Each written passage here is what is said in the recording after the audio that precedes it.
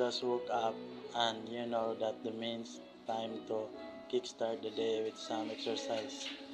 I started with a few sun salutations to get the blood flowing and loosen up those muscles. Stretching is amazing because it not only improves flexibility but also helps prevent injuries.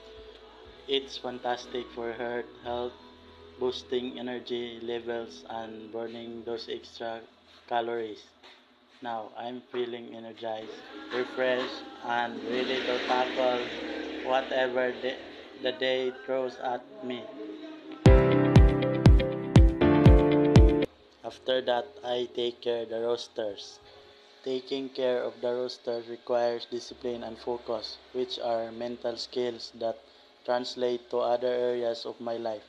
So while it might seem like a simple chore, feeding my roosters is a surprisingly beneficial activity that keeps me connected to nature and sharpens my physical and mental skills.